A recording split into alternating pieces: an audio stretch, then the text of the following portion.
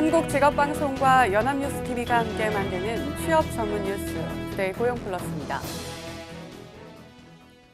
고용노동부가 배달앱 요기요의 배달원을 근로자로 인정했습니다. 개인 사업자로 계약을 했지만 실제로는 관리 감독을 받으며 근로자로 일을 했다는 건데요. 비슷한 형태로 사업을 하는 플랫폼 업계에서는 파장에 촉각을 곤두세우고 있습니다. 팽재용 기자의 보도입니다.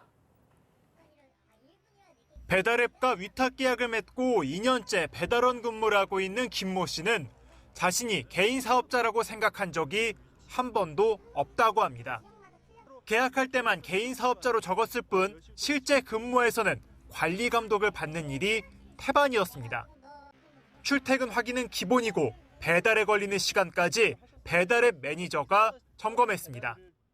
벌금을 받거나 200원에서 300원을 떼거나 아니면 페널티를 건수 제한을 하거나 기사들한테는 제일 큰 위협이기 때문에. 비슷한 상황을 겪은 요기요의 배달원 5명은 근로자로 인정해달라는 진정을 냈고 서울고용청 북부지청은 이들의 손을 들어줬습니다. 근무 시간과 근무 형태 등을 봤을 때 근로자로 볼 수 있다는 겁니다. 약속했던 근로조건을 일방적으로 요기요가 바꾼 것이 가장 중요한 문제고 라이더들이 화가 나는 문제입니다. 배달의 민족과 타다 등 플랫폼 업체들은 이번 결정을 예의주시하고 있습니다. 사업 운영 방식의 변화로도 이어질 수 있기 때문입니다. 근로자로 인정되면 노동관계법의 보호 대상이 되며 사용자 쪽에는 4대 보험과 각종 수당 지급 등의 의무가 생깁니다. 또 불법 파견 논란이 있는 타다의 경우 사태가 더욱 복잡해질 가능성이 있습니다. 배달원 노동조합은 플랫폼 업체 위장도급 형태를 근절하기 위해 정부의 특별 근로감독을 촉구하겠다고 밝혔습니다. 연합뉴스TV 팽재용입니다. 인구가 급감하는 인구 절벽을 막기 위해 갖은 대책을 쓰고 있지만 인구 감소는 불가피한 게 현실인데요. 정부가 학생 수 감소에 맞춰 교원 양성을 줄여나가기로 했습니다. 또 군은 병력 급감에 대비해 산업기능요원 같은 대체 복무는 대폭 축소하고 기화 국민의 군 복무도 검토합니다. 이승국 기자입니다.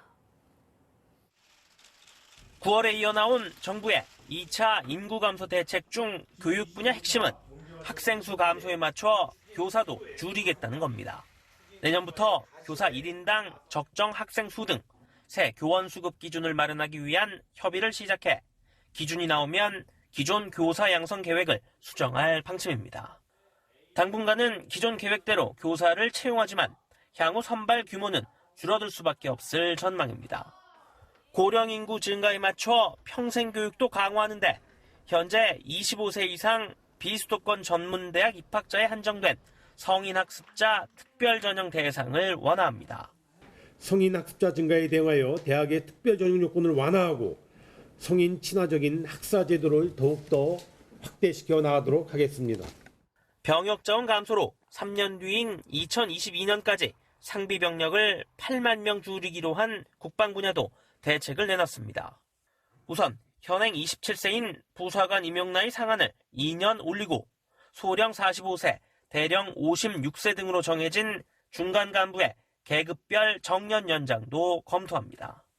또 산업기능요원이나 전문연구요원, 공중보건의 등 대체 복무는 필요한 최소 수준으로 감축하고 귀화한 국민들의 병역을 부과하는 방안은 내년 초까지 구체적인 내용을 마련해 부처 간 협의를 진행할 계획입니다. 정부는 이르면 다음 주 고령 인구 증가 대책과 복지 지출 증가 관리 방안도 추가로 발표할 예정입니다. 연합뉴스TV 이승국입니다. 일본 맥주 수입이 사실상 끊겼다는 소식 전해드렸죠. 그러자 일부 수입업체들이 편의점들의 값을 깎아주겠다고 나섰는데 편의점들 반응이 시원찮습니다. 또 막대 과자가 불매운동 대상으로 거론되자 대부분 편의점들이 매년 11월 대대적으로 하던 행사를 하지 않기로 했습니다. 이동훈 기자입니다. 편의점 뒤편 창고 안에 일본산 맥주들이 덩그러니 놓여 있습니다. 일본 제품 불매 운동으로 편의점들이 몇 달째 일본 맥주를 진열하지 않고 있는 겁니다. 9월 기준 일본 맥주 수입은 작년 대비 99.9% 줄어 사실상 수입이 끊긴 상태입니다. 그러자 일부 수입업체들은 편의점 업체들의 25종의 일본 맥주의 납품가를 30% 깎아주겠다고 제안했습니다. 하지만 이에 응한 편의점 업체는 단 한 곳. 다른 대형 편의점 브랜드들은 제안을 거절했습니다. 일선 점주들도 납품가가 떨어지면 재고 폐기 비용이 줄기는 하지만 섣불리 발주할 수 없다고 말합니다. 괜히 섣불리 그런 국민 정서에 반하는 일을 했다가 더 큰 피해를 입지 않을까 걱정되는 게 더 많아요. 편의점들 대부분은 매년 이맘때 진행하던 막대 과자 행사도 올해는 줄이기로 했습니다.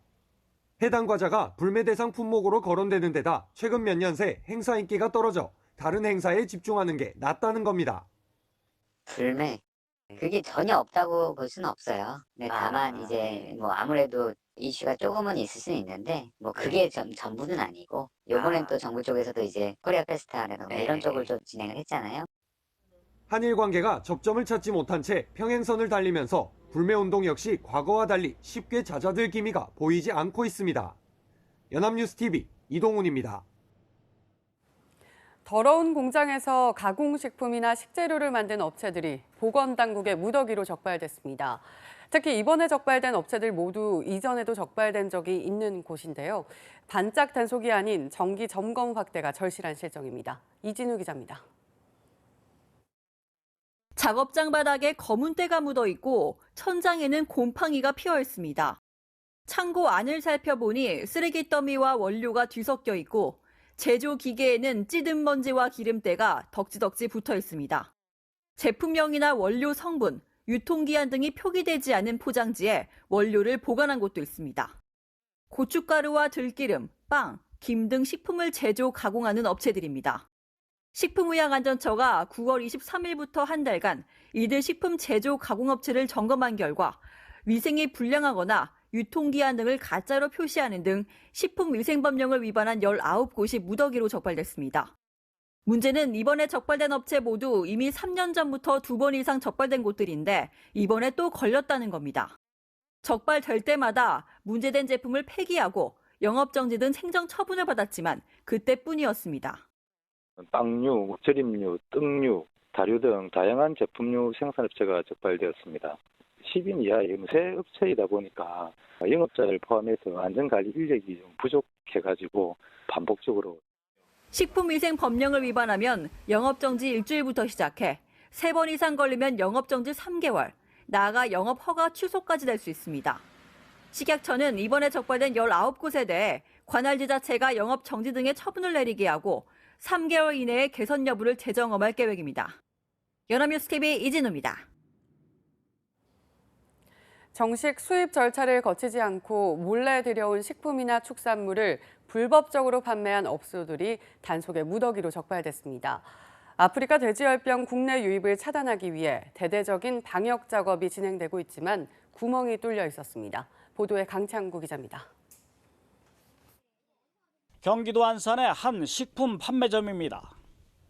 냉장고를 열자 검역 등 정식 수입 절차를 거치지 않고 들여온 외국산 냉동식품이 눈에 띕니다. 아프리카 돼지열병 발생 국가인 중국 등지의 보따리상으로부터 공급받은 외국산 식품을 그냥 판매하고 있는 겁니다. 그리고 이거는 원산지는 어디죠? 또 다른 상점에 들어가자 외국산 식품이 진열돼 있습니다. 하지만 정식 통관 절차를 거치지 않은 식품들도 적지 않습니다. 아무것도 없대. 이거는 원래 이런 거는 사시면 안 돼. 유통도 안 돼요. 외국에서 몰래 들여온 축산물이나 식품은 통관 절차를 거치지 않았기 때문에 한글 표시가 전혀 없습니다. 경기도가 아프리카 돼지열병의 국내 유입을 차단하기 위해 식품 판매업소를 단속한 결과 26곳이 적발됐습니다. 지난 6월 1차 단속에서 적발돼 처벌받고도 또다시 불법 외국 식료품을 판매한 곳도 있었습니다. 검사를 전혀 받지 않은 그런 불법 식품을 구매해서 양돈 농가로 가지고 들어갈 경우에 그 양돈 농가에서 아프리카 돼지열병이 발병할 우려가 높습니다. 경기도는 적발된 업소를 형사 입건해 검찰에 송치하고 미검역 식품 판매 행위를 집중 단속하기로 했습니다. 연합뉴스 TV 강창구입니다. 부동산 규제 가운데 가장 강력하다는 평가를 받는 민간택지 분양가 상한제 적용 지역이 결정됐습니다. 강남을 중심으로 서울 27개 동이 선정되는데요.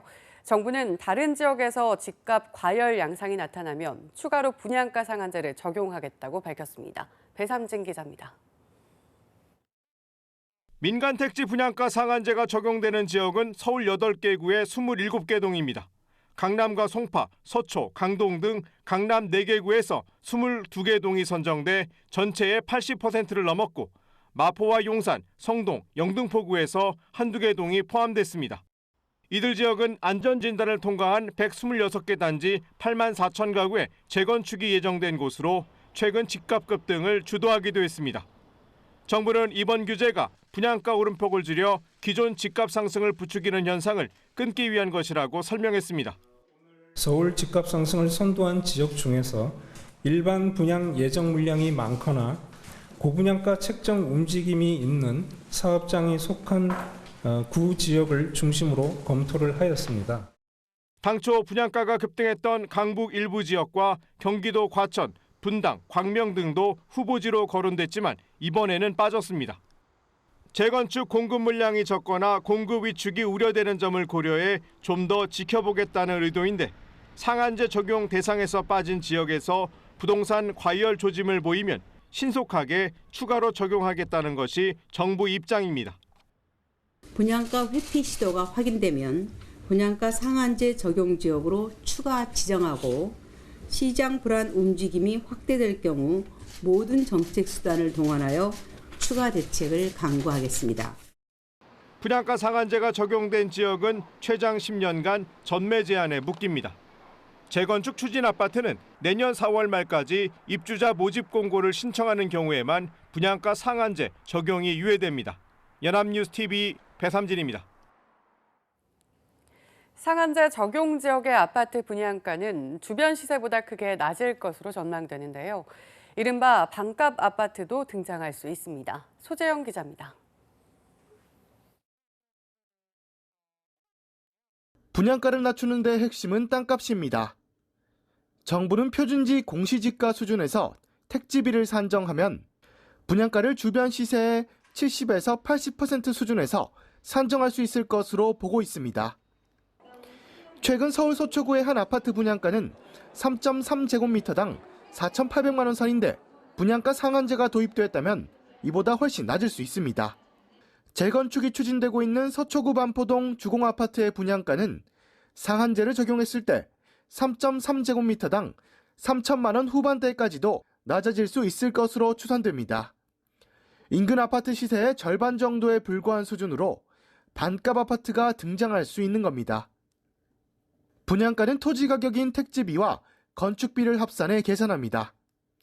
특히 건축비는 전국 모든 아파트 가격이 동일한데 지난 9월 국토부는 3.3제곱미터당 기본형 건축비를 651만 원으로 결정했습니다.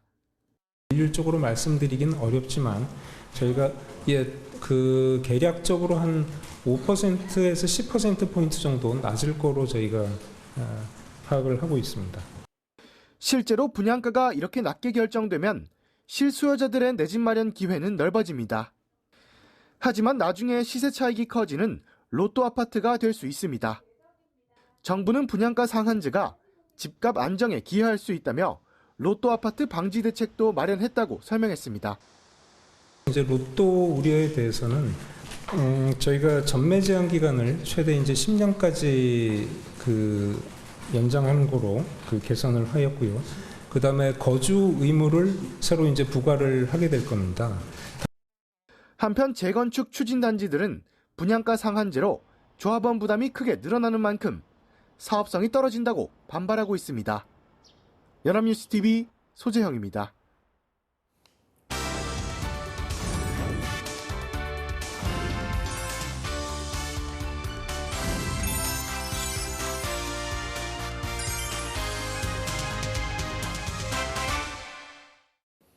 사회적으로 핫한 이슈를 키워드로 알아보는 핫키워드 시간입니다. 진수민 캐스터 안녕하세요. 안녕하세요. 연일 채용 비리 의혹이 뉴스를 장식하면서 많은 구직자들이 상실감에 빠지고 있습니다. 그렇다면 실제 구직자들은 만약 자신이 특혜를 받을 수 있는 상황에 놓이게 된다면 과연 어떤 선택을 하게 될까요? 핫키워드에서 살펴보겠습니다. 네, 아직까지 의혹인 경우가 대부분이지만 지금처럼 취업이 어려운 시기에 의혹이 나온다는 것만으로도 씁쓸한 생각을 하게끔 만들죠. 구직자들의 경우에는 어땠나요? 네, 취업 포털 커리어가 구직자 316명을 대상으로 금수저 채용에 대한 설문조사를 진행했는데요. 조사 결과 구직자의 상당수가 부모의 도움으로 절차 없이 바로 채용되는 것을 원하는 것으로 나타났습니다. 구직 과정 중 부모의 도움이 가능한 상황이라면 특혜받고 싶은 부분은 무엇인가라는 질문에 응답자의 38.9%가 절차 없이 바로 채용이라고 대답한 거죠.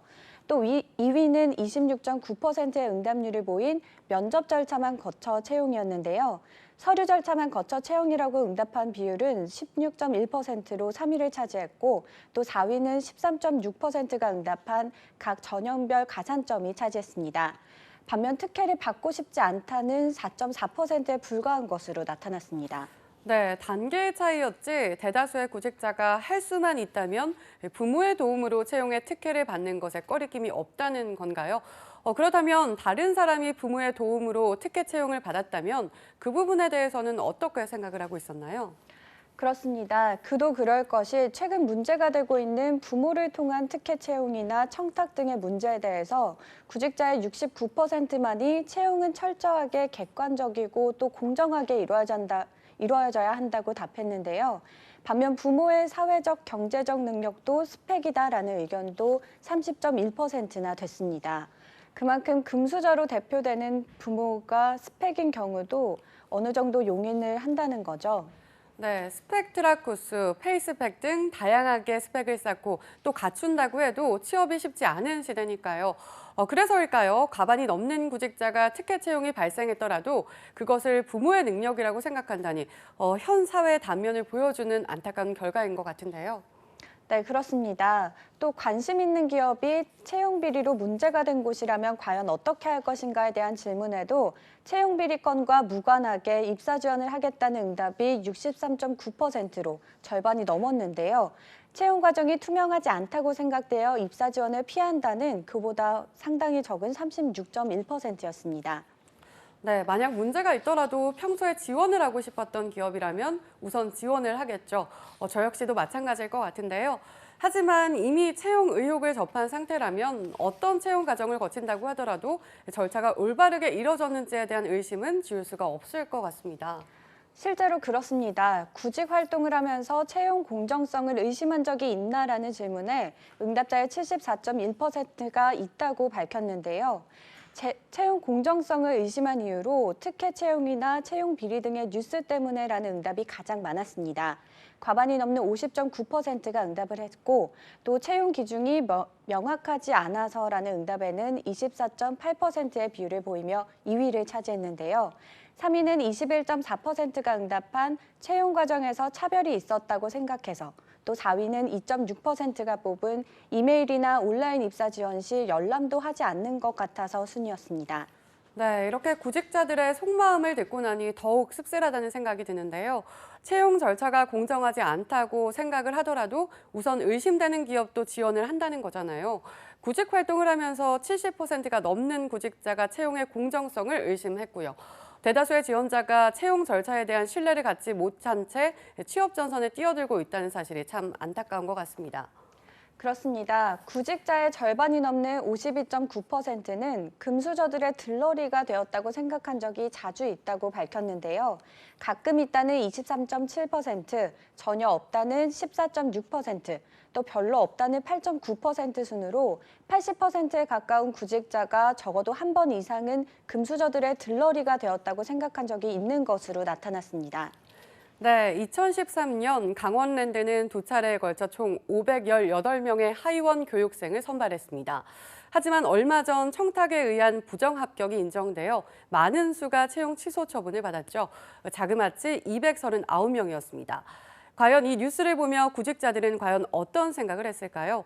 절반이 넘는 합격자가 부모와 친척, 지인이 스펙이었던 세상.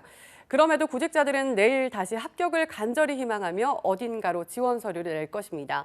이들을 위해서라도 모든 채용 비리의 의혹에 대한 철저한 조사가 필요할 것입니다. 지금까지 핫키워드 진수민 캐스터였습니다. 고맙습니다. 지금까지 투데이 고용플러스였습니다. 오늘 저희가 준비한 내용은 여기까지입니다. 함께해 주신 여러분 고맙습니다.